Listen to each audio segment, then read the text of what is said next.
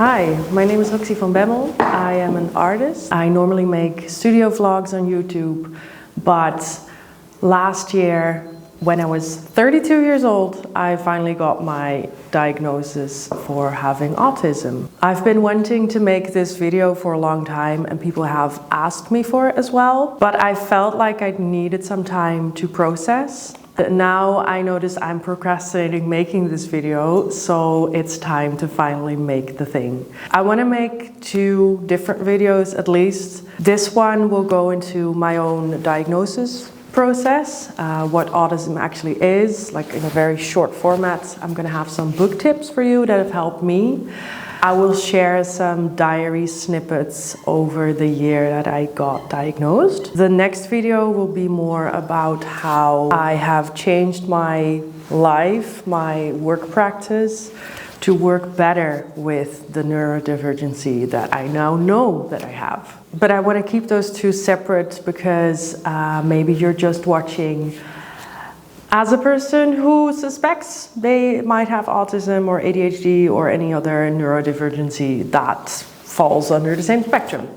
I don't know how this video is going to be yet, but I do know that the things I recorded while I was getting diagnosed can be a little bit heavy. I personally cannot wait to get back into light-hearted videos, but there are certain things that you go through in life and you can hide them under a blanket of lightheartedness, but it's actually not. It was a pretty intense process, so if you are not feeling amazing at the moment, I would maybe watch this some other time or divide it into segments, because for me I noticed that some videos could be pretty confronting while I was dealing with the same things.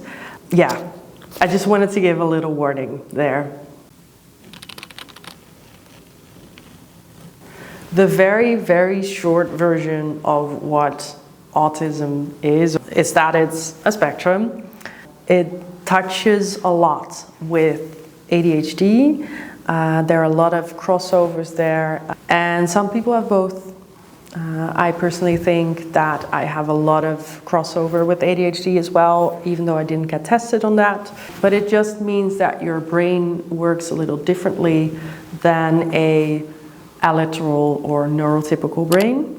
It also means that a lot of things don't go automatically. The connections that you make don't work automatically, which means everything needs to be processed by your brain, which means it takes energy, which is a completely different way of making connections than when everything goes automatically.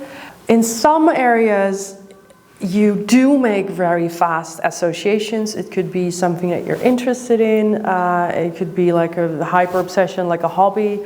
And in those areas, your learning goes up very, very fast. The graphic that my psychologist has shown me almost every session has been of highs and lows. So there are things that you're very, very good at, and then there's things that you're very, very bad at.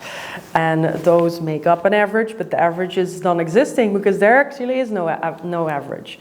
And in the alliteral or neurotypical brain, the averages are a lot more like this. There's just a lot more difference. It could mean that you're extremely smart at art or painting, and then you have to do the automatic things that everyone needs to do every day, like showering, cooking, do groceries, and then all those things fail. No autistic person is the same. No person with ADHD is the same. It's just very different.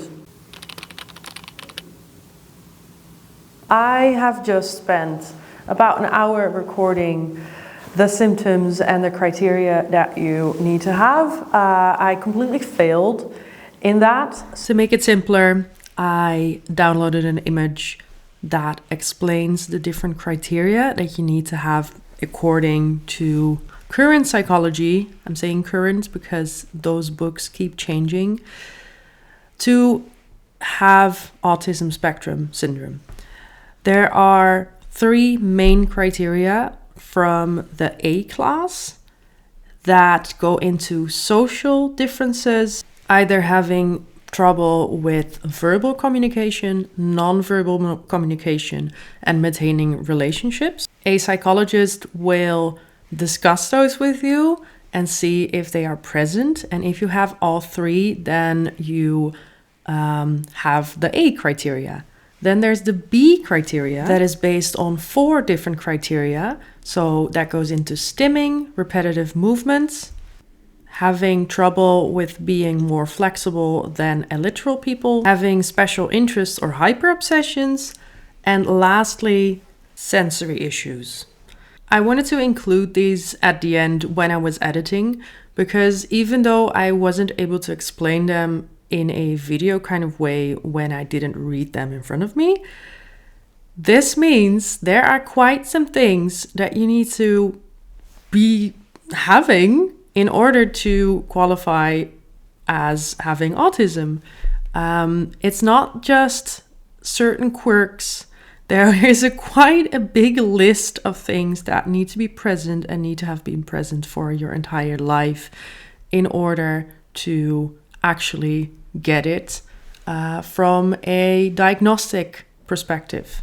It's also something you're born with, so you can't just develop autism. But what could happen is that it becomes more present later in your life once you get more responsibilities and there are just more stimulants around you. Basically, all the criteria need to have been there your entire life, and it needs to bother you. The question that I asked my psychologist when they said that was, well, I'm here, so why would I be here otherwise if it doesn't bother me? So it can be very simple in that regard. I have trouble with some points of the criteria since they seem very black and white, but then there's a lot of movement there. And what has helped me is going through all those criteria with my psychologist and going point by point, and they could read into my answers. So I think that's why I'm having trouble actually saying what it is. And if you have trouble there as well and you think, well, maybe the social aspect, I'm pretty social, then it might help to actually get someone to read with you that is a professional, because I'm definitely not that person. But I did notice a lot of stories, like a lot of context from other people that I did read myself into. And there's just still not a lot of knowledge about autism, and especially I would qualify as Asperger's, but it doesn't exist anymore, the name. So it's just autism. And a lot of women are wrongly diagnosed. Still just not a lot of knowledge, and I could find myself a lot better in the stories instead of the criteria list. Although I do have all those different points. So you can look up lists of those, but don't read into them very literally like we are used to, which is also a point in that list, like being very literal. Because for me, it worked a lot more to read stories of other autistic women, especially women. I'm gonna leave a list of book tips as well, of the stories that have helped me. Some books I didn't like, but they helped though, because I didn't like them. So that's gonna be at the end of the video. Now I'm gonna go into how I got there, how I got to my diagnosis process. So as I told you, I was diagnosed at 32. I started my diagnosis process at 31, and honestly, I'd never even expected to be neurodivergent for 30. I just always thought I was like normal, neurotypical. I noticed things were different about me, but I also am an artist. I've always been creative. I didn't really think about those things. Also, no one's ever told me like, hey, I suspect you may have autism or anything. So it was never suggested, so I never thought about it. I do have a big friend group that almost all of them have ADHD or ADD. Very few autistics, by the way. I just don't know a lot of people with autism. And I knew, because I had a lot of friends with ADHD, that that wasn't what I had. That wasn't my mental health problem. I noticed that the things that they were struggling with were not the things that I struggle with. So I just assumed I'm not neurodivergent, because I don't think there was even a word for that a long time, or not in the mainstream. And that's only been for a few years or so, I think, since social media has, like, since everyone is an influencer, neurodivergency has popped up, and it's almost like a trend word now. I just want to say that it didn't occur to me that I was also within that group. The moment that it did occur to me and it planted a seed was actually when I started working with a singer. We did a collaboration first for merchandise, then we did one for an album cover, then we did one for a single cover. So we've worked together for quite some time, and it was really nice. It was a very nice creative collaboration. But she was in her own diagnosis process. She's a few years older than me. I believe she's like 37 or so. And she's talked about that really openly, about how that process was for her, what it's done to her, how her brain works, etc. And her album was about that as well. So we did a Zoom call. I actually hate Zoom calls, but in this case, we had to do like a talk digitally because we're very far apart. And we did a Zoom call, and she told me about that process, and that it was largely about how she grew up, etc., and how her recent diagnosis impacted the album as well. And then I said like, oh wait, oh that's super interesting. I actually have some family that recently got diagnosed. And we got talking about that because it's very hereditary. I'm hoping I'm saying the word right, but if it's in your family, there's a big chance that you are gonna have some form of neurodivergency as well.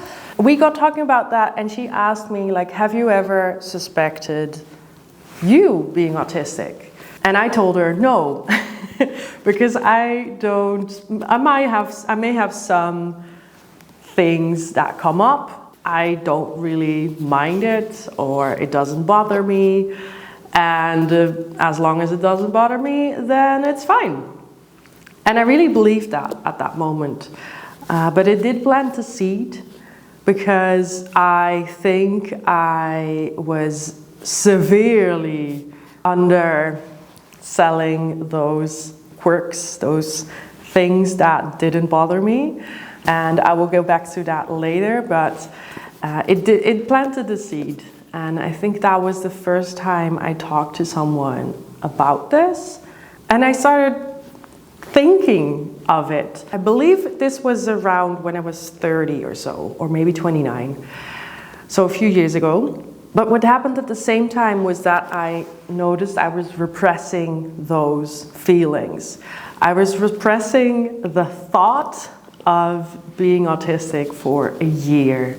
I didn't even dare thinking about it. I completely blocked the word out of my mind.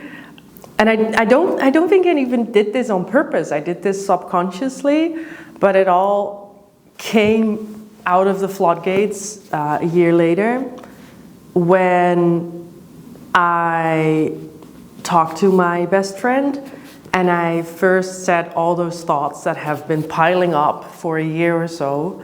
And I told her like, hey, I'm not doing so well, and I suspect that I might be autistic. And that was the first time that I said those things, and I actually thought those things out loud. And it was a really hard conversation for me at least. Because the best friend that I was talking to, I've known her for like more than 20 years now. We grew up together, and she has her fair share of neurodivergency in her family and in herself. So I talked to her and I said, like, I think there's something wrong. I think I should do something about this. What should I do? I think it's this. Basically help. And she said, yeah, I wouldn't be surprised if that was it. And then the next week, like, that's how my brain works. I think on something for a year, and then I go into action like right away. The next week I was at my house arts, my GP, because I Googled what to do when you think you have autism. And I read the checklists, and the checklist was like everything. But those checklists are very, very like vague, I think. So I thought, you know, I'm just going there and I'm going to see what she says. And I'd heard that getting a diagnosis can be very hard, especially as women, because a lot of masking goes on. A lot of doctors don't see what goes on underneath. What happened was actually that I told my GP, like, hey, I think I might be autistic and I don't know what to do about this. I Googled what I had to do and I had to go to you. And I said as well that it runs in my family. And she said, well, that could be a good possibility. So I'm going to send you to this person, which is like an assistant. You're going to have a conversation with her. It's going to be a bit longer than here. And if she thinks it's autism, she can direct you to the right place. Because that's just how it works in the Netherlands. You have to go to your GP, and then they send you to a doctor or a psychologist or whatever, and then insurance can take over. So I did that, and I had 2 conversations with her. That was when I was 31. And it was very nice to talk to someone. The year running up, and I'm saying a year, but it's actually been longer than a year, but the year running up to that conversation and that outburst of, hey, I think I might be autistic, was very harsh. I felt like I had like 16 different plates running. I had my business, I had my art, we had our house, we had the building of our house, the renovations of our house, I had my family, other family that I never had, and social things. Everything was in the same, like in the air. And I noticed that if there was something going wrong, everything came crashing down. And it did a lot of times. And I just could not keep up. And I've had that feeling over my life for a few times, but this was bad. I didn't know at the time, but I had a lot of panic attacks. I thought I was just feeling bad when I had a panic attack, but I've been gaslighting myself so much that I thought, like, if you have a lot of mental health or health problems around you, your base grade of what you think is bad kind of moves.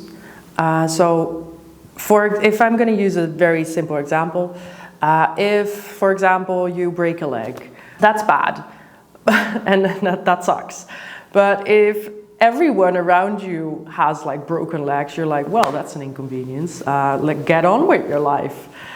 It's a very simple thing, but a broken leg is very visible, but the mental health problems are invisible most of the time. And that was happening around me. Like, I have a lot of people around me with mental health problems, very close people as well.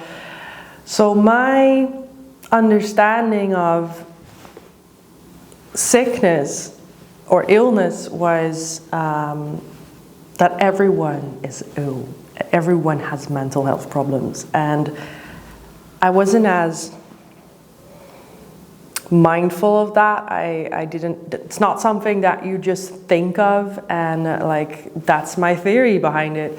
But if you grow up from like a child to a teen and to an adult, and that's always been the truth, your own mental health problem, or my own mental health problems, became very small compared to others. And I think that's why I didn't know that I actually had panic attacks, because I thought I was just feeling bad and I'd had those before. But I Googled panic attacks. I mean, Google is the main character in this story. I Googled panic attacks because I think I heard someone else say that they had a panic attack, and I was like, well, what is actually a panic attack? And they told me what they felt. I was like, I've had those. Is that a panic attack? The thing that I noticed though as well was that when I had a panic attack, no one would notice. I've had panic attacks in restaurants where I just keep talking and keep being there. Maybe not like talking right through it, but I dissociate and it just happens. And then sometimes I come back and sometimes I have to leave. But it still has the very same physical reaction. I can't hear anything, I can't see, I'm just not there. And I've had those a few times, but it kept getting worse. I have had them more often, and I didn't want those anymore. Like, that was the main reason. I don't want to have panic attacks. I want to know why they happen, because sometimes they're just out of the blue. I have no idea why they're here. And I want to be more stable. I don't want to feel like I have to hold 16 different things in the air. Those are the reasons I went to the GP. I don't think I would have been there if I didn't have that collaboration with that singer, because it's the first time I talked to someone about this, and I had no idea, honestly, like a lot of people, what autism actually was. I had no idea what ADHD was. I know that I loved people with ADHD around me because I have a lot of people around me and I go very well on their energy. But I didn't know.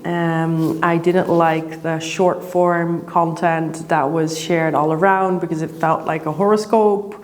Like everyone could have it. It felt very small.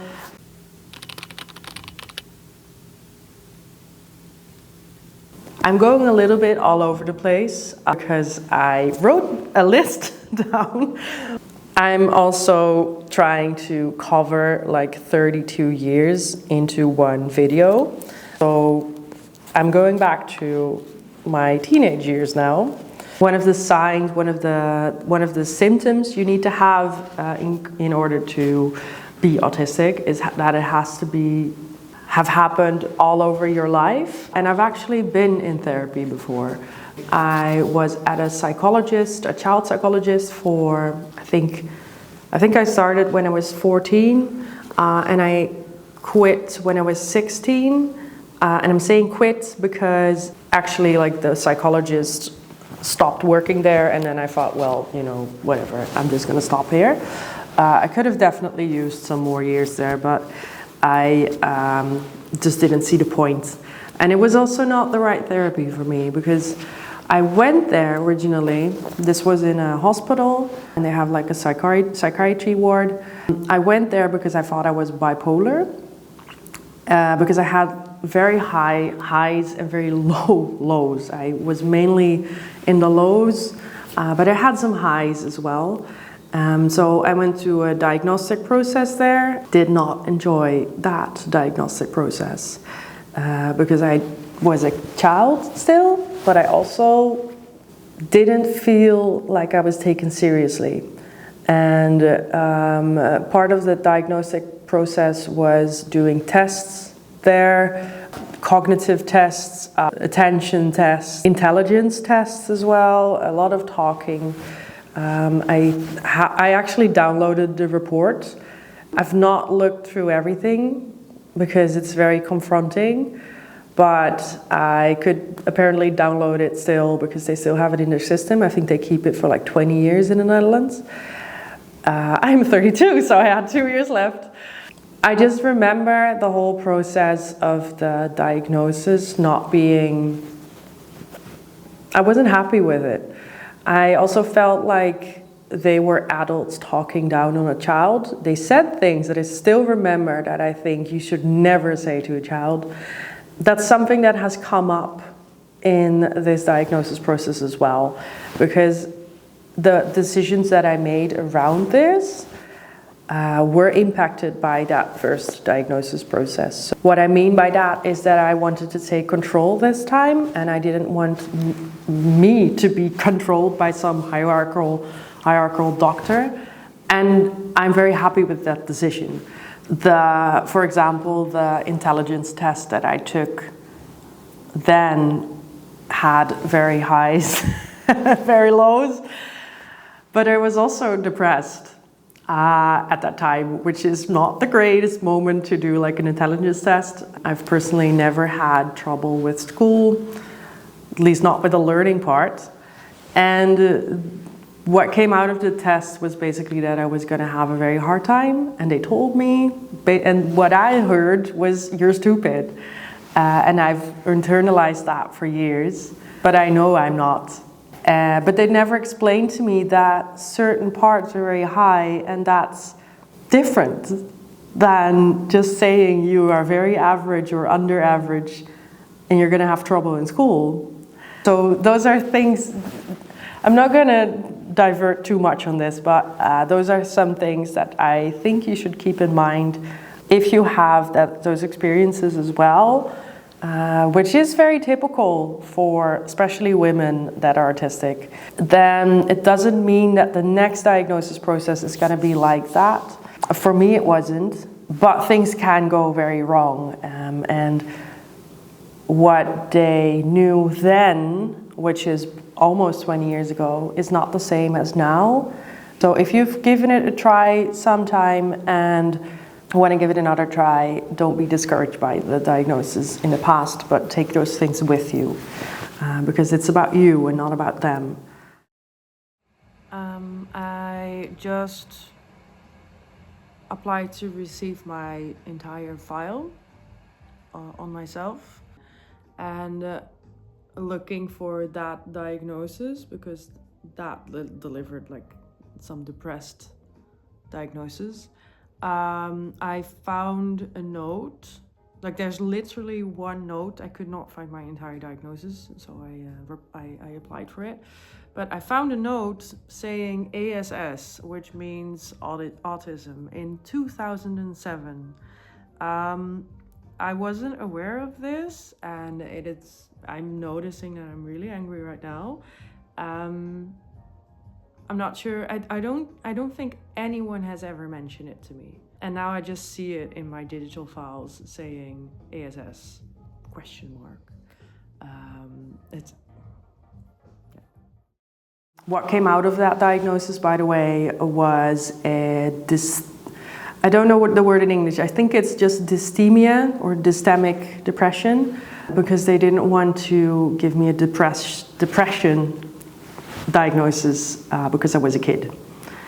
I had all the remarks, I had all the signs, all the symptoms, but the only reason they didn't want to say it was a depressive order for, note, 2 years was because I was a child and I was a teenager.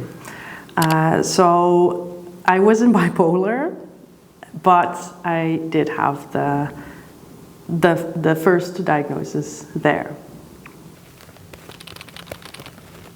The next chapter is what came after those conversations with my GP, because I think that was the most intense period of my life, followed by another very intense period of my life right after, that I was not prepared for.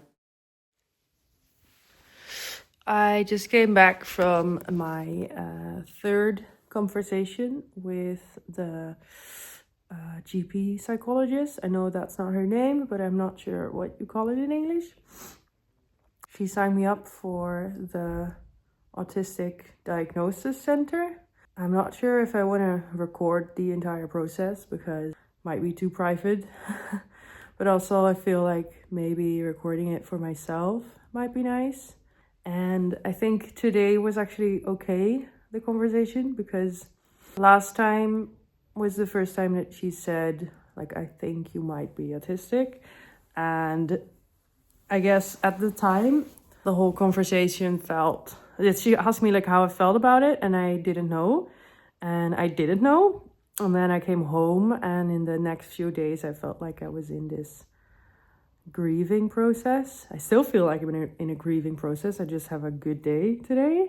I read all the books right away, and I felt like a lot of information needed to land, and it also made so much sense. I could recognize so many things from the books. I felt so sorry for my younger self. Everything just sucked, honestly. Everything sucked. I was really not angry. I wasn't angry. I was mostly sad. I was sad that I had to do like all that stuff alone. I couldn't concentrate the entire week. That was about 2 weeks ago.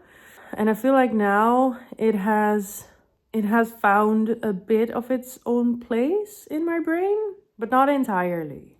Not entirely. I think I just need a lot of time to process what I've been finding out about myself. And I honestly just want to know. That's why I want to get the diagnosis as well. I just want to know how my brain works, because I've been using a lot of systems, I feel like, that have helped me. But also if I stop using the systems because I am busy, I feel like I should still perform as a normal person, because why wouldn't I be able to? And I am really hard on myself. I mean, I made an entire series of paintings about being hard on myself.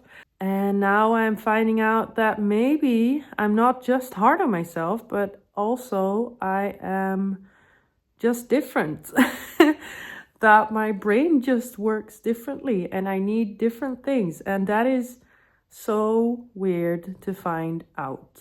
I feel like a diagnosis and obviously talks with a proper specialist can make so much sense of my brain and also allow me to be less hard on things that might work for other people but might not work for me. And I know they don't work for me, but I feel like they should.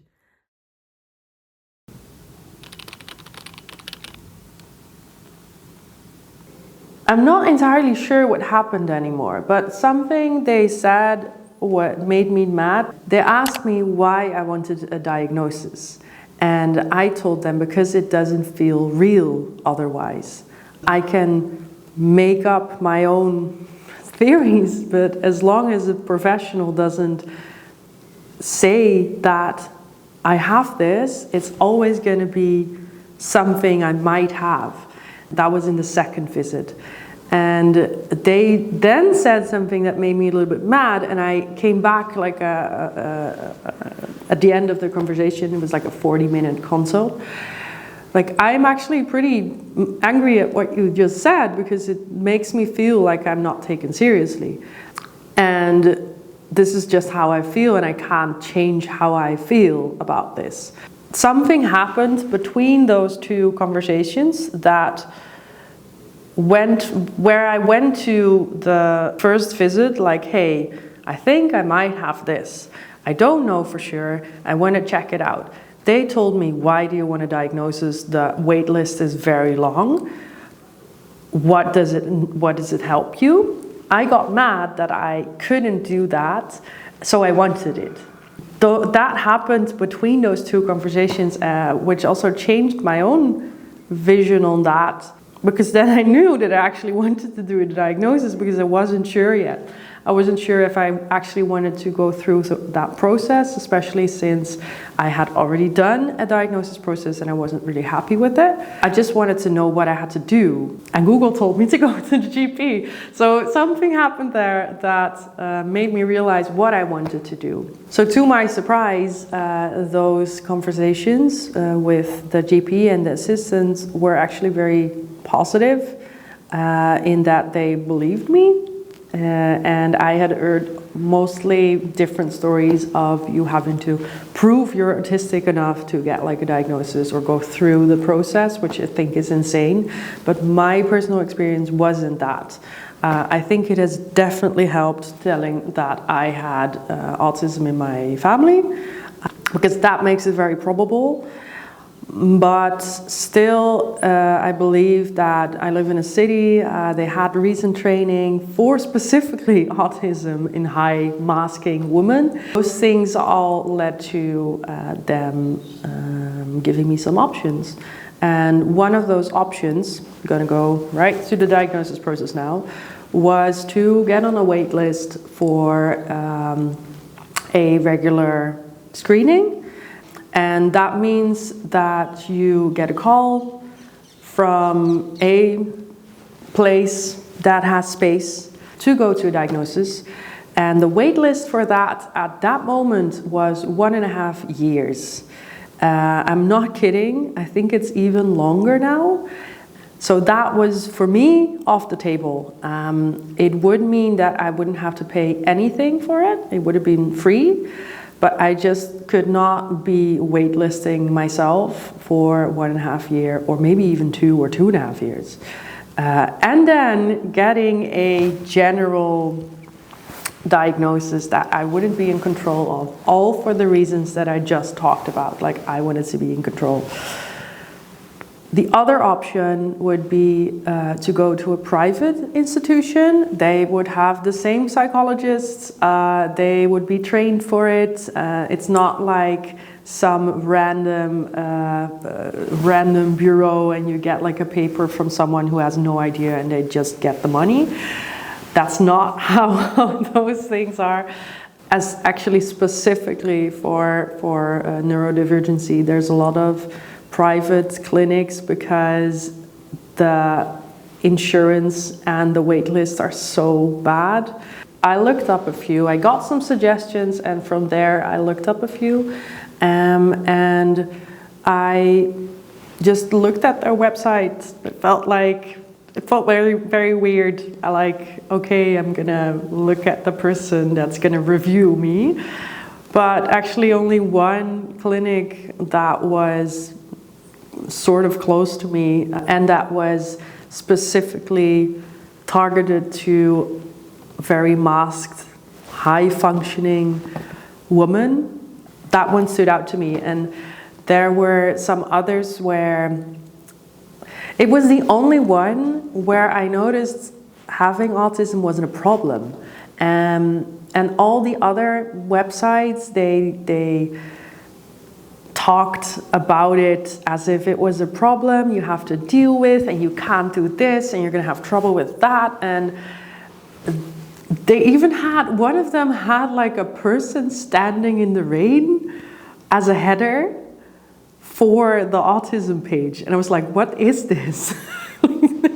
Are you kidding? This is the most depressive website I've ever seen.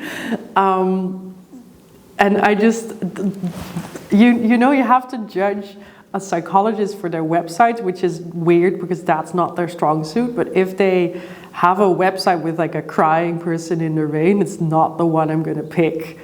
If that's something that I can't cure and that is not something I don't know, it's just with me for my entire life. I'm not going to choose the person in the rain. I'm going to choose the sky with like all unlimited possibilities.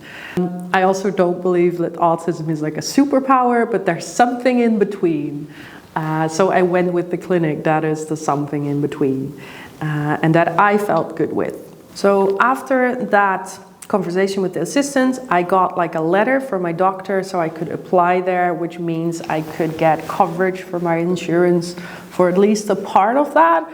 since it was the end of the year, it was actually nice because I could still change my insurance to like a higher coverage, which meant that about 70% of my costs were covered, which still made it expensive. It was still like a lot of money for me personally, but I could at least get like a certain part covered. If you go there directly, you're gonna have to cover everything yourself. So I would always suggest, at least in the Netherlands, going through your GP, through your huisarts, or get like a second opinion somewhere if you don't get the conversation that you want.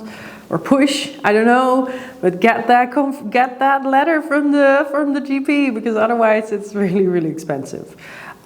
But it was worth it to me. I think it's the best, what was it, 2,000 to 2,200 I ever spent.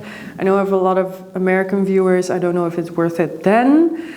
I can't really say anything about that, but for me it was definitely worth it. And the time as well, because it made so many things fell into place. And it made it feel real, which is the most important part for me, that why I wanted the diagnosis. I didn't feel like it was real. If only me decided that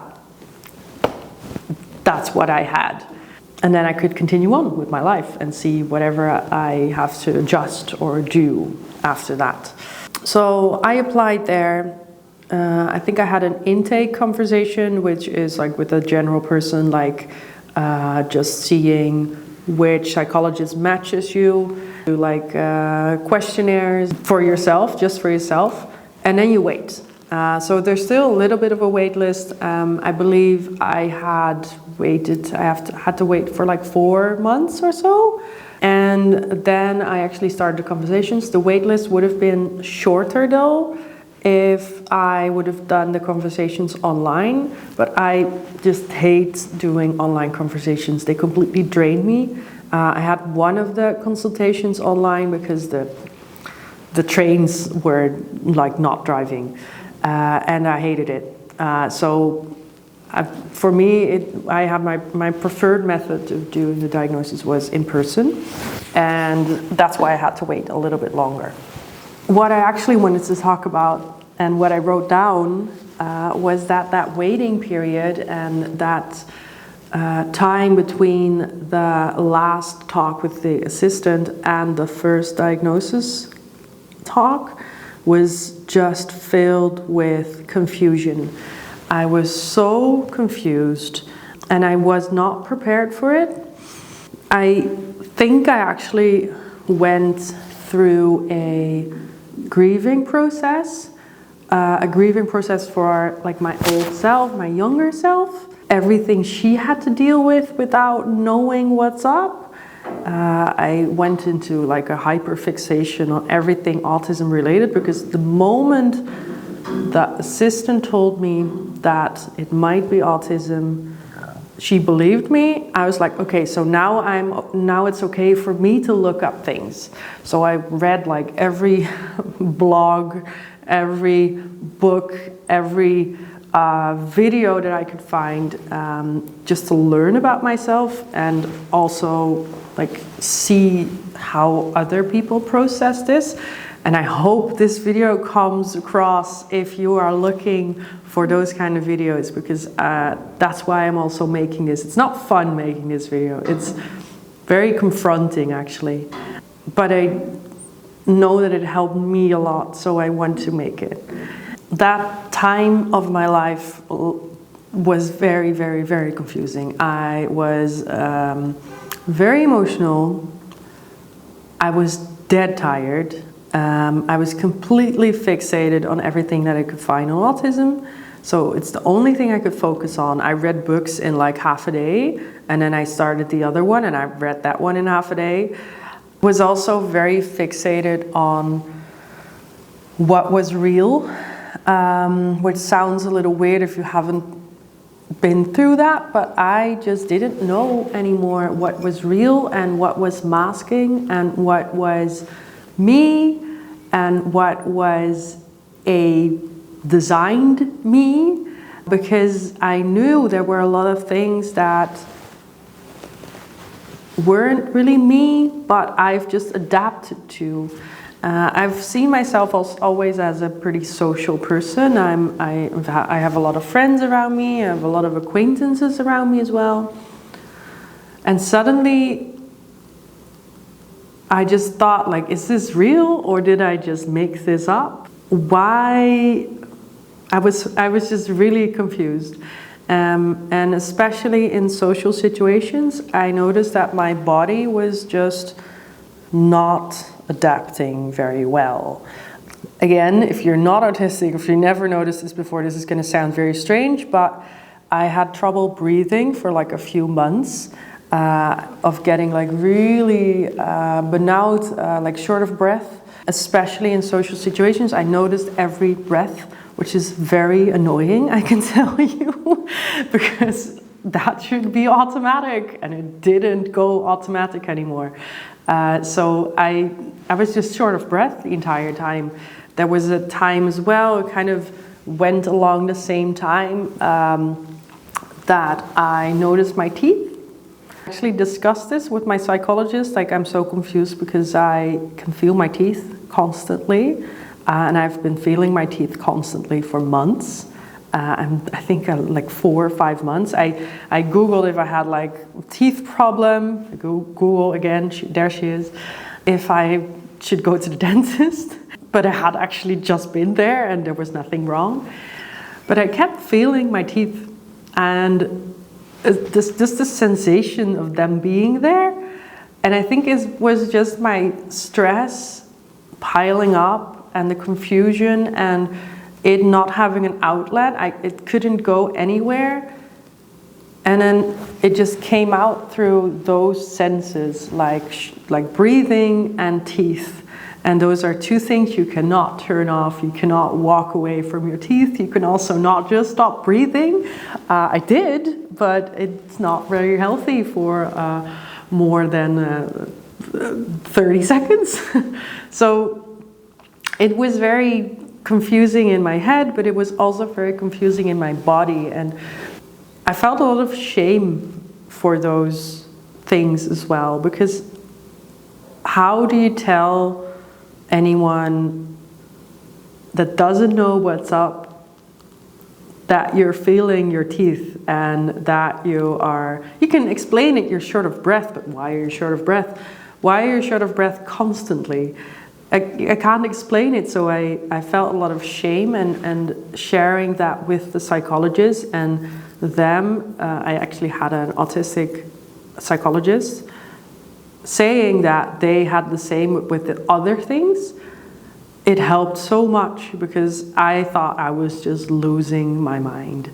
Losing your mind in thoughts is one thing, but losing your mind through your body as well, on top of the mind, then yeah, it wasn't a very nice time. It was very confusing, but it went away. As my stress went away, that went away as well. And sometimes I still feel like those things come up, but it's different and it also goes away. I mean, if I have another stressful period, it might be replaced by something else. But at least I don't feel my teeth anymore, which is nice.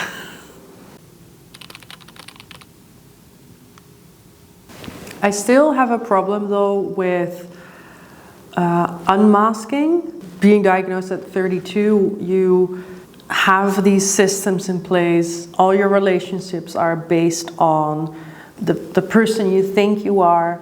And then having that all upside down and knowing, oh wait, that's why I didn't have a great time at school when I was young and at both schools, and I've known the people that I know since those times. Do I have to like explain, like come out or something? Noticing that is very hard, and adjusting and really feeling your body, which is, I didn't know, but that's kind of hard for if you have autism. It's hard to notice your own feelings and feeling like what goes on in your body. I have to be very present to know that. So I think that's also why it's taken me so long to make this video, because it feels like I have to process a lot longer. And I noticed a lot of things that happened during that diagnosis process now. The questions that I got asked about specific criteria, that I said like, oh no, that's not for me, or I don't know. Like almost a year later come up and in situations and I'm like, oh wait, oh yeah, that's also me. I just didn't know. I wasn't aware. I've never noticed. Noticing all of it at the same time was for me the most confused I've ever felt in my life. Like what is real, what is something that I'm now just projecting because I read it in someone else's story, which is also why I stopped myself from reading anything before I heard from someone else that it could be autism. So I didn't want to read anyone else's stories because I felt like if I read them, I would copy them, and I didn't want that. But now that I did feel allowed to read those things, I could see so many things. It's literally the first time, going into a different subject again, it's literally the first time I felt at home in a certain place, but certain people, as in I could see myself moving in that same space, and I've never felt like I fit in anywhere, like never. And suddenly that weird group of people that is super different, all of them are super different. Suddenly in the books, in the stories, I could read myself. And that was such a weird sensation and very comforting as well, which is again why I want to bring my own very uncohesive story into the world that hopefully finds you and helps you, maybe if you have trouble with your teeth. I don't know. There's such a stereotypical notion of autistic people that are antisocial, and actually I am still super social. I can be super social. But I now know that it takes energy from me in the long run. I've always said I had like a social battery, or a battery in general, which I thought everyone had. But now I know that if I have like a very social event with lots of people that I don't know, or even people that I do know, I need to plan at least half a day or a day of rest after that. If I go on, I'm gonna get physically sick. I've had that all my life. If I do too many social things at the same time, it can last up to like 2 weeks, and then I get the flu or a cold or fever, whatever. My body is just like, no, you cannot do this. I'm gonna get you home and you can't move until you get better. So I know those things, but it can give you energy and take energy at the same time. I just didn't know those things. Let's continue with how the diagnosis process went, because I'm again going somewhere else.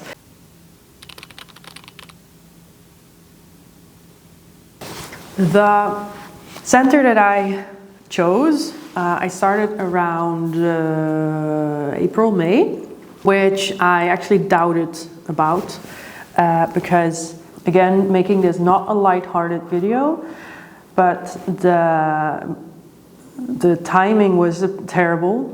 On March 1st, my dad passed away. I've spoken about this in my videos before, and I doubted if I would start that diagnosis then. It is now almost April, and something really bad has happened. My dad passed away on March 1st. I'm not sure how to, I don't think it has landed yet, honestly. But I got an email this week about the autism diagnosis, and they wanted to call this Friday, which is today, just a short call, and they wanted to start not the therapy, but the diagnosis project. I was doubting if I wanted to postpone it, but I thought it was really important before like my dad passed away. I still think it's important. It just doesn't really make sense today. But I do want to go through with it because I thought it was important before. So I'm just going to explain the situation and ask them for advice if they think it's smart to just do it now, or if I should do it like maybe in a few months, or I don't know. It might actually be good to talk to someone for a period of like 10 to 12 weeks. I also read a lot about autism and grief, and honestly, there's not much information out there, so it's mostly just experiences and opinions of others, and not like science articles or whatever. And I'm feeling, I don't know, I'm feeling okay. Like, I'm feeling sad sometimes, but in general, I'm okay. My concentration is off, so I'm not really ready to get back to work yet. And it's only been like 3 or 4 weeks. But I am feeling pretty stable.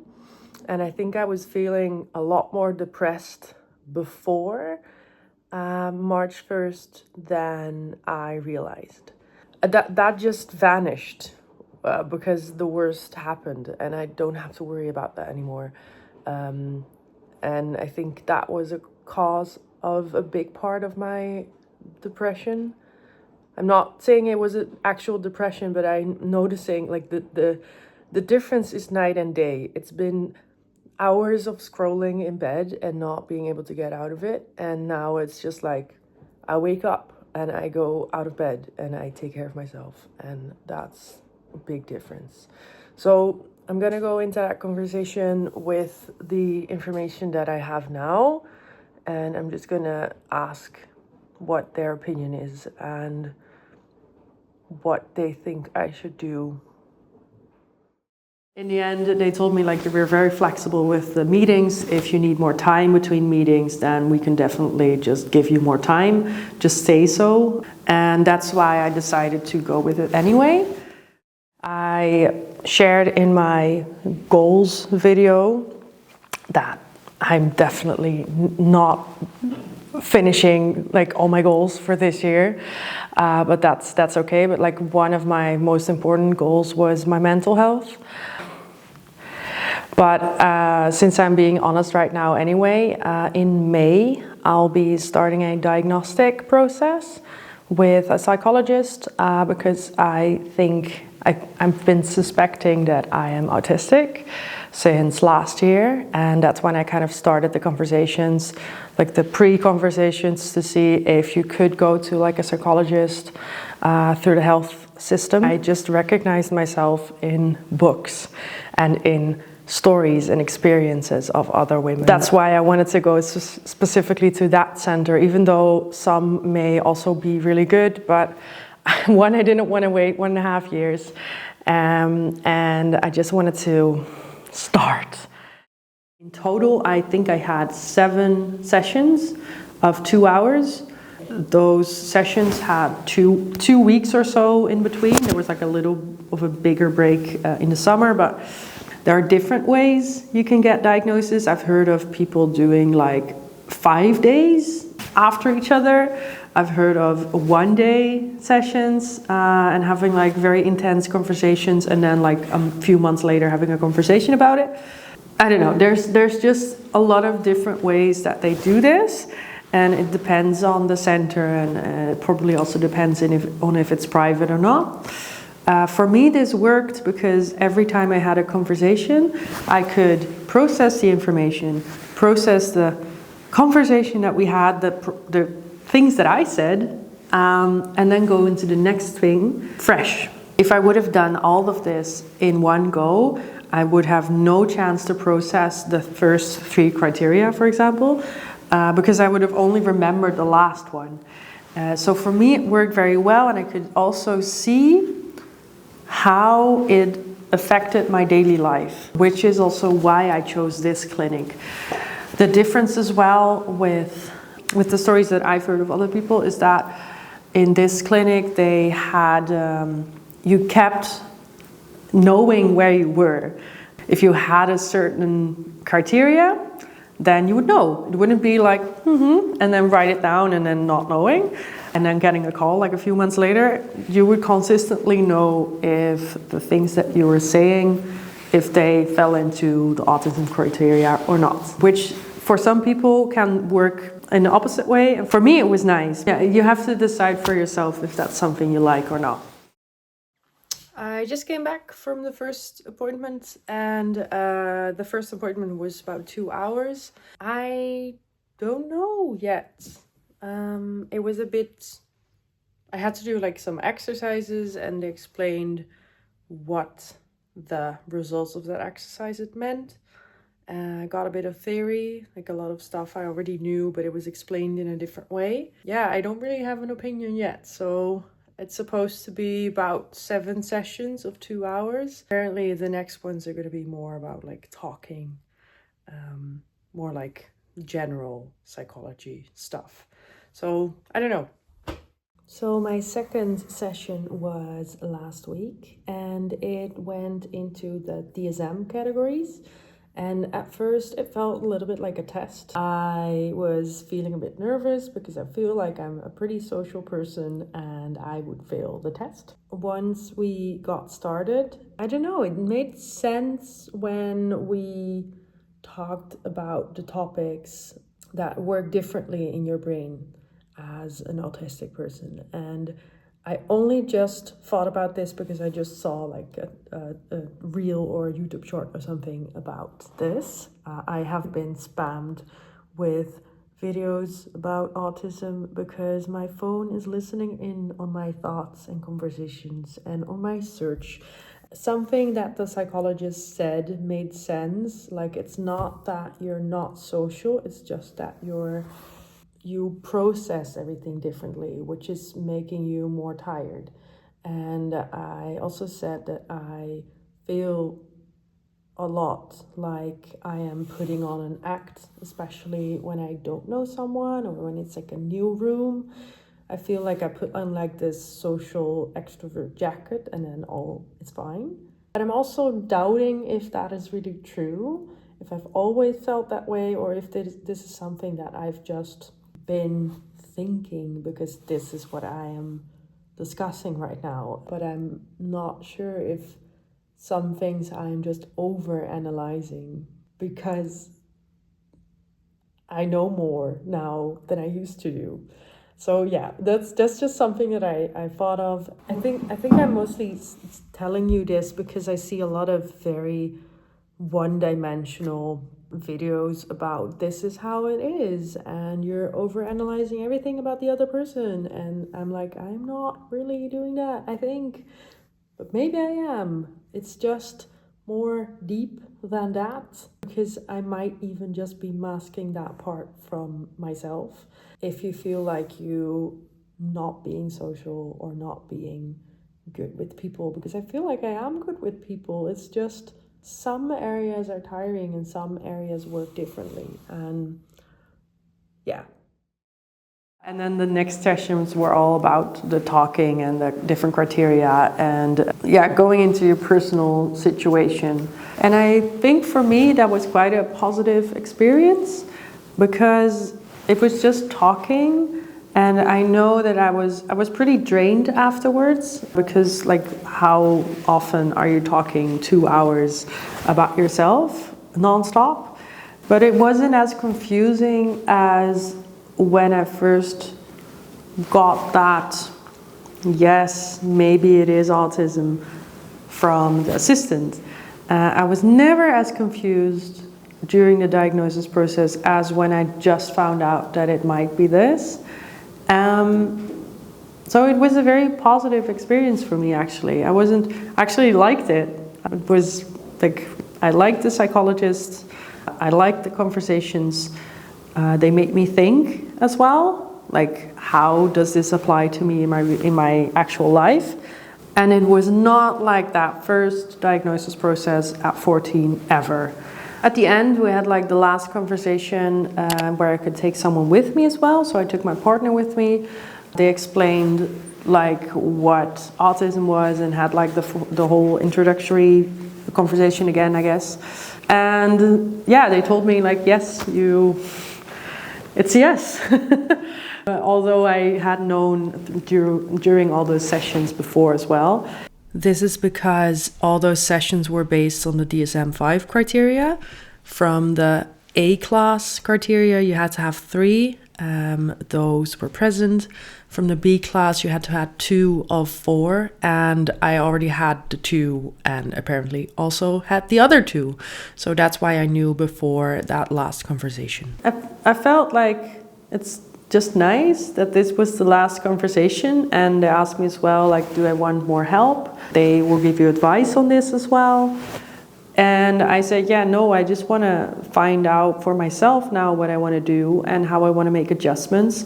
There's no work adjustments that need to be made because I work for myself. So there's not really anyone to make adjustments for me because I can do them myself. I've also learned a lot through those conversations, and I've read a lot as well.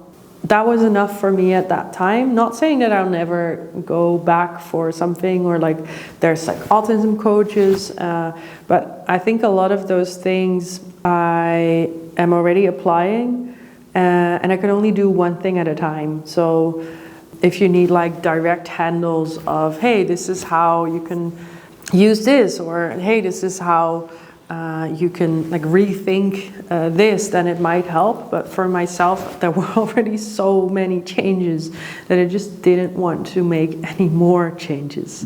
One thing that I did do though after those sessions is actually buy earplugs. I have some lovely earplugs now that I take everywhere with me.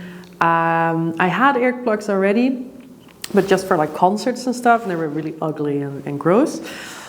And then I thought, you know what, I'm just gonna get the pretty ones. I wanted to get the extra pretty ones, but they were maybe hopefully sold out.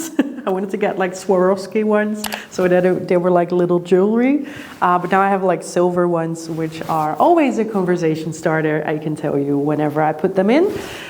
So it's been more about having physical adjustments.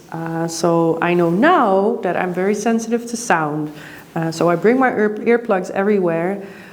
Also, when I'm at a table in a restaurant and there's like a lot of people and I can hear the kitchen and I can hear the servers and it feels like I'm underwater, then I just get my earplugs, I put them in, and well, like I said, it's a conversation starter. So a lot of people are like, what is that? And I explain that they're my earplugs and I'm pretty sensitive to sound. And then you see some people think, and sometimes I feel like they're thinking of, am I sensitive to sound? And I put them in and it's just better. It just mutes the noises and I can relax a little bit. Instead of actually walking away and coming back, which is also an option, I can just still sit there, but like have them in and be sort of neutral for a little bit, even though I can't really, I'm having more trouble like hearing other people. That's fine. I couldn't hear them before anyway, so that doesn't matter. I can just be in the same room, and I notice that when I'm in the same room with a lot of noises for a little bit, then it gets easier. But the change from quiet to noise is very big for me. So that's where the earplugs help. There are also days where I'm just really, really tired, which doesn't really have anything to do with sleep, honestly, just with like being mentally tired. And I can't even walk around the city without earplugs. So I put them in on the street, even though the sound can go anywhere. And another day I don't need them at all, even in the loud restaurants. It's just something that is nice now to always take with me. Because I now know that I am sensitive to sound, and I didn't know that. I didn't know that I was sensitive to those things. One thing I was actually proud of, by the way, was at the dentist. Coming back to the teeth, they were like using like the machine to clean your teeth, and I've never seen that dentist before. And I asked them like, is it a loud machine? Because if it is, then I'm gonna put in my earplugs. And I felt nervous to ask that because that's like the first time I actually voiced my sensory issues. and brought something to make it lighter. And not like you have to change anything about the machine, but just in case, I'm gonna put in my earplugs. And the woman was so nice. She said like, oh, if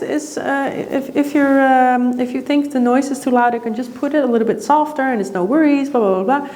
And that was such a, I don't know, like, okay, so I can ask for something that maybe other people don't get bothered by. And then I have my adjustment already, but someone else can also think with me to make the sensory issues actually less than they need to be. And I still put in my earplugs, but I think having that visual representation, like something is up with me, and I can't really show you through my physical state without these things that I have in my hand that are not there, but in my ear. Even with friends and with the restaurants and stuff, because you don't see from me that I have those issues, people don't notice. But if you have like the physical representation, like that it's something that you are bothered by, people can ask like, hey, do you want to maybe sit in the quiet corner over here? Or do you want to go outside to get some air, you know? And that has changed a lot for me. It's not even just the earplugs. It's mostly the earplugs that say, I get bothered by sound.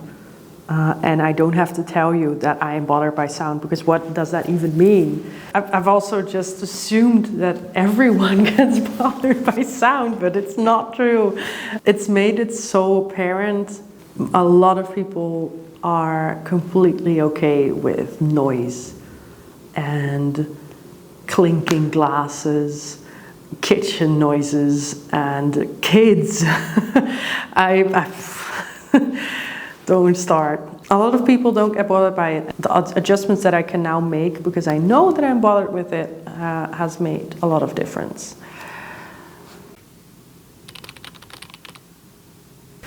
So I was helped a lot by other people's stories, and I have a book tip list for you. One of them is not like the other because I actually didn't like it, but these are the books that have helped me read a lot about myself through someone else. I cannot recommend this one enough. I know it's a Dutch title, but it's also in English. I think in English it's called But You Don't Look Autistic at All, which I think that's what has not helped me in my life. It's the first book I read. I think it was actually tipped by the clinic that I got my diagnosis. They had like a book list. And I picked this one up. It's also pretty, it's pink, you know. She shot the own cover. I actually went to the book presentation of her second book, which just came out, because she's Dutch. And yeah, I really liked it. It goes into a DSM list and also how it applies to her own life. Nuchter. How do you say nuchter? Sober? Down to earth. A very down to earth way that it has impacted her life. I think she was diagnosed at 26, so also a little bit later. And I could read myself through this. And I think this is also the book that I would recommend to have family members read. I've been trying to get my partner to read this, but he's not very fond of reading because he's dyslexic. But there's also an audiobook. I think this one, yeah, definitely tip. This second one of her, it's not translated to English yet, because it literally came out this week that I filmed it. It's very practical, so it's more about changes you can make to your life. It means autistic life, like fantastic, but autistic. I would read it after the first one. The first one was like mind blown, because it was the first autistic book that I read.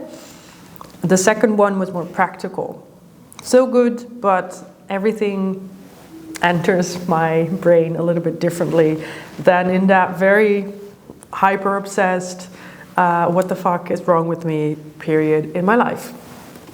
Again, The next one, I think this is the second one that I read, Clara Toornval, The Autists, Women on the Spectrum, and it's also specifically for women on the spectrum. It projects differently.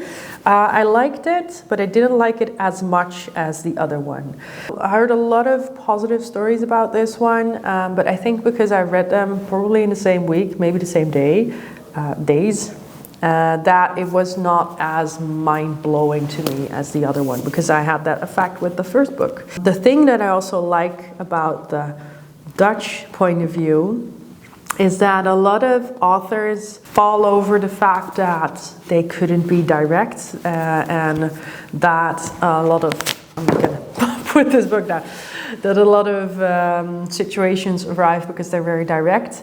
And the stereotypical view of Dutch people is that they are very direct. So I have never really had that problem, because it's just something that happens here.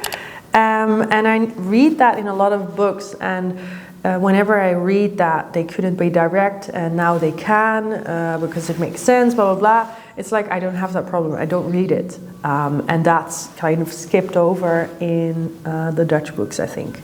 And I noticed that especially in this one, but definitely in this one. And this one is called Untypical, by the only male writer. The world isn't built for autistic people and what we should all do about it. Did not like this one. I think it's written by an English writer, and it's very blog posty, but I'm saying that in a negative way, but the first book, the Bianca Toeps one, is also very blog posty. But this one I just didn't like. I couldn't really read myself in this, also I think because it was written by a man. And this one goes very into the directness that I was personally never bothered by. Yeah, I just didn't like it. I do like, though, that I've read it, because now that I know I don't necessarily like every book on autism, it did make me realize that. And also that some things are just not for me. So, wouldn't recommend it, but still happy that I read it. This one, though, I would very much recommend to read. It's by comedian Fern Brady, strong female character, and at first I thought it was going to be like a fiction sort of novel, but it's actually like an autobiography of herself, but written in this very entertaining way, but still very authentic. And so it wasn't really something I expected. I expected to like, I think I ordered these at the same time. And I expected I liked this one a lot more, but I actually loved this one because it gave me a different direction, and also again of a creative person. Being late diagnosed, she literally says in the beginning that she wants to know why she keeps smashing her furniture, and I love the honesty of this one. So this one I would definitely recommend as well. What has helped me reading all these books is that there are so many ways it can impact your life, especially being late diagnosed, and it has helped me to first recognize myself. And oh wait, is that part of it too? Putting perspective on what is possible and it's not, and mainly focusing on what is possible. Because all these writers are, first, they're writers, and second, they have made this life of, one is a comedian, the other one is a journalist, the other one is a photographer, and they made it work for them. And being an artist and self-employed myself, I want those stories. I want to know what you can use of your disability to make better work, or make your work better, and also what helps to calm yourself down sometimes, because I used to just be a productivity freak. I think a few years ago, maybe when I just started out, it was like I'm gonna go into the productivity genre, and I was also always burned out after day 2.5 because it just doesn't work for me. And I think it works for some people, does not work for my brain. And reading these stories helps me to put in perspective what is possible. Like, for example, this book has a lot of stories from other people and how they handle those situations. Also people living in cities and stuff that a person with autism may not necessarily do in a typical way, but they do. The stories are out there. You just don't really read about them, and that's helped me with books as well, because if you believe like the short form content, there's like a little checklist, and then if you don't have that, then it's not this, or if you do have them, then you are artistic. And it's just so short, it's so simple. And reading books and reading or watching videos, long form videos where people can give more context, that helps me understand myself and how I can apply certain tips and things to my own life. If you have tips of books, feel free to leave them in the comments as well. There are also certain podcasts that I like. One that I specifically like is by Rox and Rich. It's in the name. I mean, we share a name. They have like a podcast where they talk about certain things that they deal with. One has ADHD, the other one has autism. Really like those. The podcast that I like, I've not found a lot of podcasts that go into autism that I like, but one that goes into neurodivergency a lot, Creative Pep Talk by Andy J. Pizza. It doesn't necessarily go into neurodivergency on its own, though I think he has some videos and podcasts that go into it right now, but he does come from that perspective, and he talks about the creative world. So those two collide, and then you get like a really nice mix of that. But these books are more really about the experience of being autistic, not necessarily like in a creative world, but more like a kind of an autobiographical way or just a story way. Can't believe I forgot to mention this one, but the singer that I had my first conversation with has a really good substack. It's called The Veil. It's also about her music, but she shares a lot of essays and interviews with autistic people, but also about chronic illness. And I would definitely recommend reading into those. I think most of them are available for free, and you can just read the archive.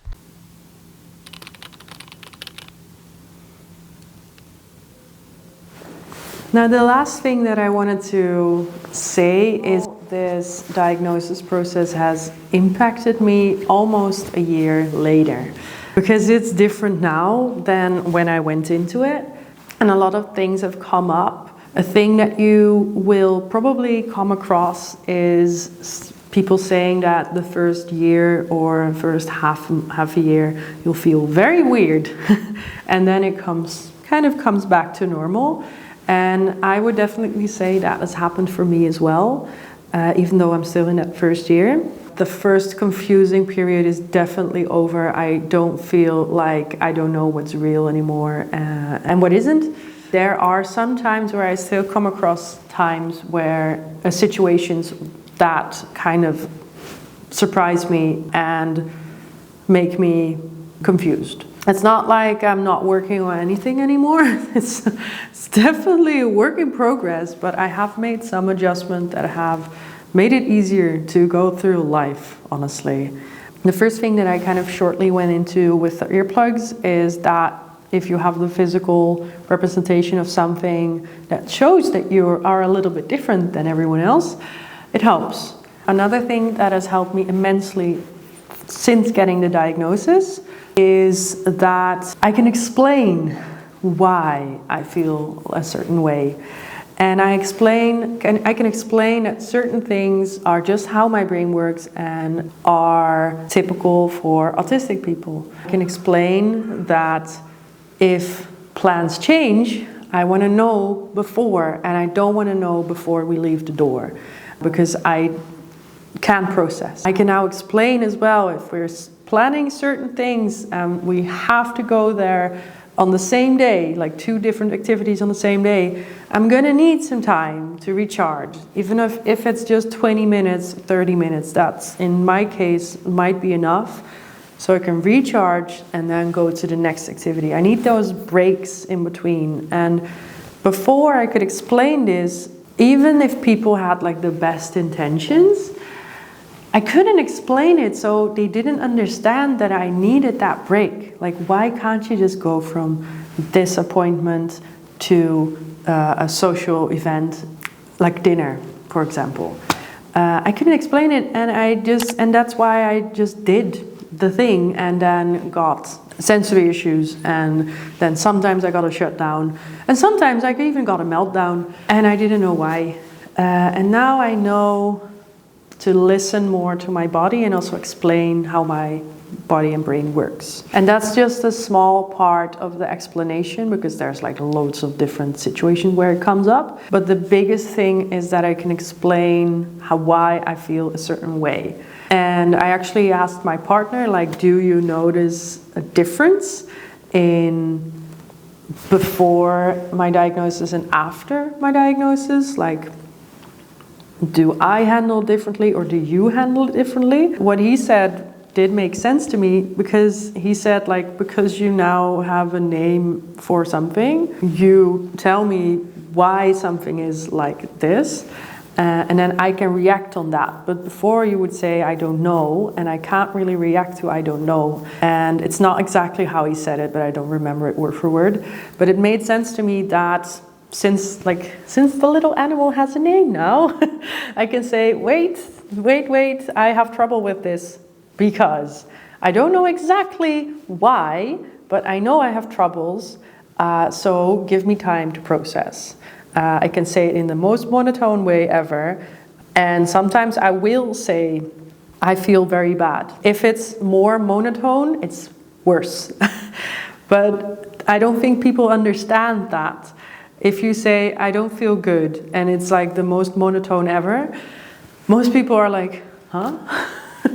Why are you not crying? Or I don't know, whatever. But the more neutral I am, the worse I am. People understanding it now, at least people that are close to me, understanding that now helps a lot. It does take some time to explain that, and to actually explain what's going on, what autism is. It really depends on the person, I think, if they handle that well. In my case, it's been really nice. Regarding unmasking, it's still a big thing. I noticed that I'm still masking in certain situations. I don't think you should unmask like everywhere. I definitely notice now when I do it on purpose, but I didn't before. I think I always mask. Especially professional situations, I mask a lot, and it does tire me, but it's also a professional situation, so it doesn't really take that long. It would be different though if I was working in an office 40 hours a week and I would have to mask for 40 hours. That would be different than the live illustration stuff that I do for a few hours. You could say, like, why would you take yourself to a situation where you have to mask?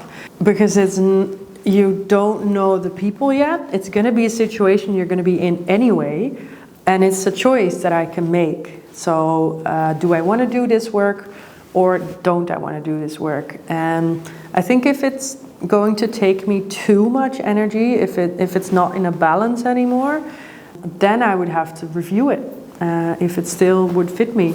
For example, I barely/don't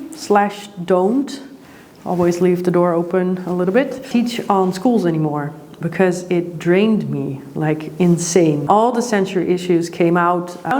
I'm very sensitive to air, so if there's like, what do you say, airco? I hate it. And it's the sound, it's the way the air tastes. It's the sounds of all the children and the kids or the teenagers or whatever. The adults, actually, they're adults, they're not even teenagers. everything together, and then you have to start the lesson. So I'm already drained before I even start the lesson, and then I go into performance mode and have to look at everything at the same time. And I just got home dead tired, and I realized this is not worth it anymore. There might be a situation where it's worth it, like I transferred that to workshops in my studio, which I do like because it's my space, and my space is very predictable because it's my space.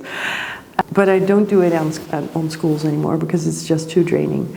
Also, another thing that I noticed with unmasking is that sometimes I notice that I get this feeling again when I talk to someone, and it could be a professional person, or it could be, I don't know, just someone at a party, whatever, if you're at a party.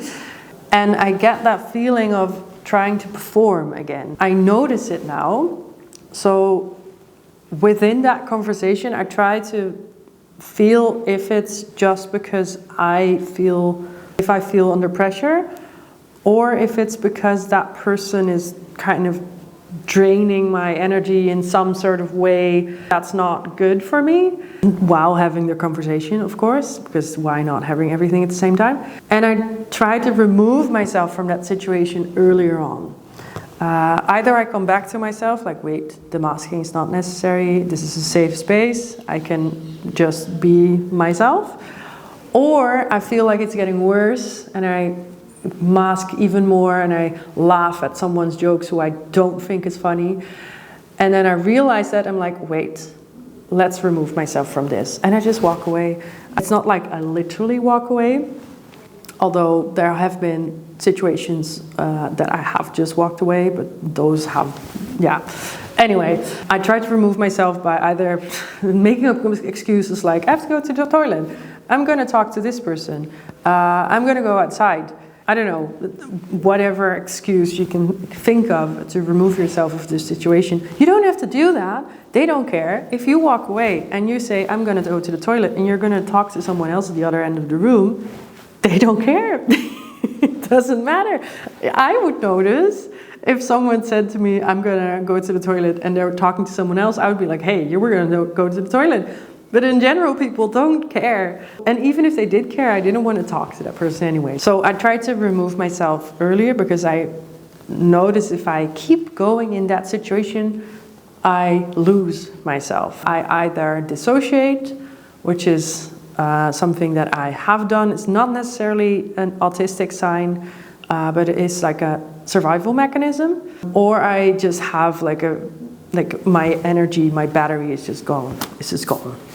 So there are a lot of adjustments I've made as well There are some adjustments I've made in my work environment. The main thing is that I take more rest days after something intense. So if I have like a meeting with new people, getting to know other creative people, or getting to know like other businessy people, I take a day off afterwards. Otherwise, I just can't reset.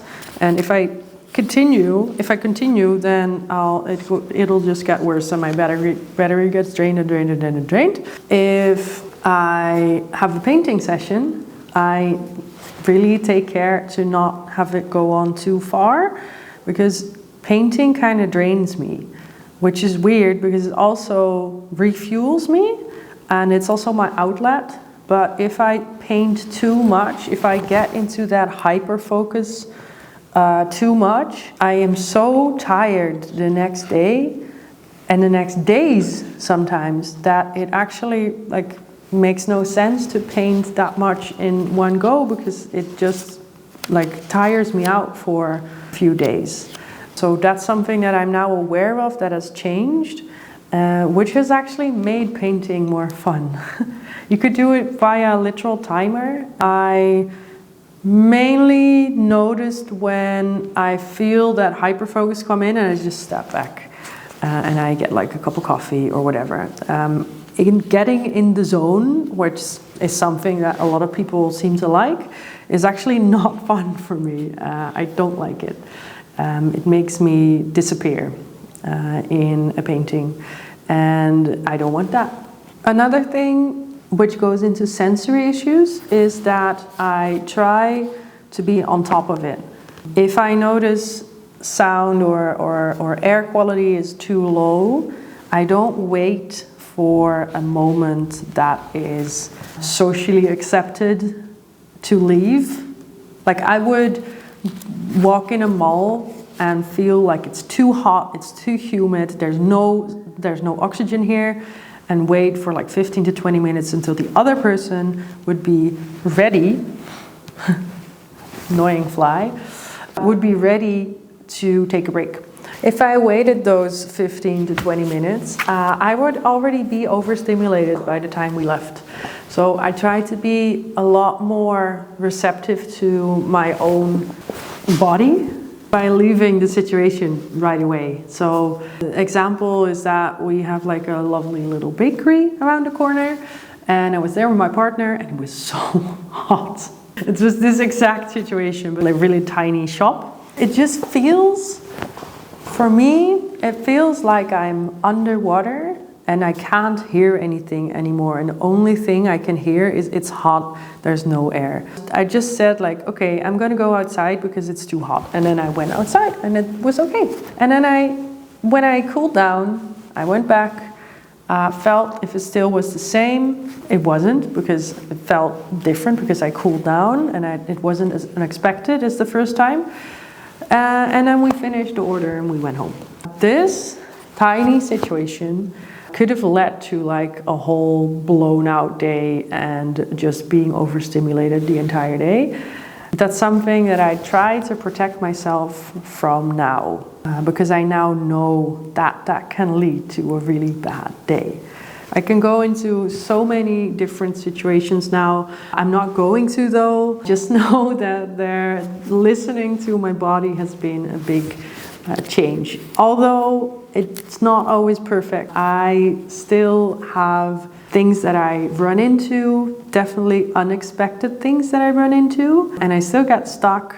Although I have to say, I haven't had a panic attack since the diagnosis process, and I've definitely had moments that I was uncomfortable, and I've had shutdowns as well, which is basically when you're so overstimulated that there's just nothing, like you can't make decisions. If you ask red or blue, I don't know, I can't give you an answer.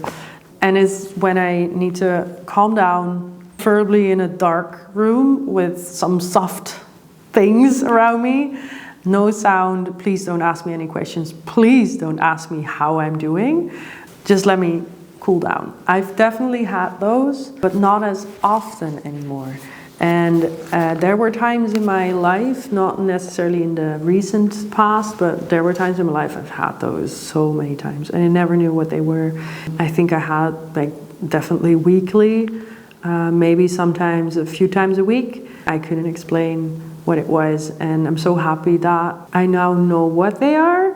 I now know how to calm them, how to calm myself down, and also having them less. In general, I feel like since my diagnosis and since knowing how my brain works, sort of, I feel a lot more quiet, a lot more at peace with how I am.